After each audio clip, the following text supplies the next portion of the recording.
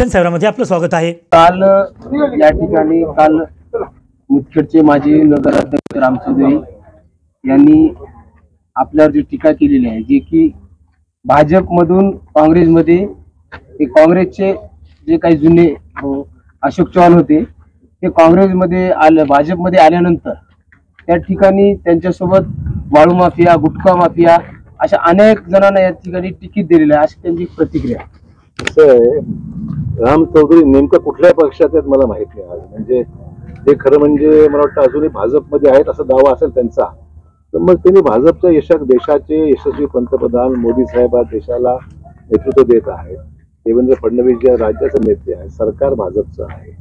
अशा परिस्थितीमध्ये तुम्ही भाजपमध्ये राहून भाजपवर टीका करण्यापेक्षा पक्ष सोडून दुसरीकडे जाऊन करा ना, काय बोलायचं आहे। पक्षात भाजपमध्ये राहायचं, आम्ही भाजपचे निष्ठावान म्हणून बोलायचं, टीका करायची सोबत नाही का ज्येष्ठ माणसाला। मग त्यांच्या व्यक्तीला काही बोलायचं नाही।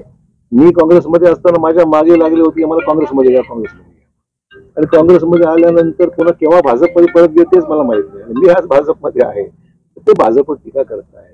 माफिया कोण आहे काय सिद्ध तरी करावं, आमचं काही म्हणणं नाही।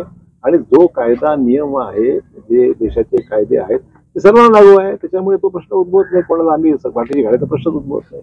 कोणाच्या बद्दल काही बोलावं उठसूट, आणि निवडणुकीच्या काळामध्ये अशा प्रकारचे आरोप प्रत्यारोप होत राहतात, मी त्याला फारसं महत्व देत। मुदखेड भाजपाचे कार्यकर्ते सुधीर कुरेशी, गंगाधर डांगे यांनी हातभार सोडून काँग्रेस पक्षात आज प्रवेश केला, त्या संदर्भात आमची नगरपालिका परत येतील।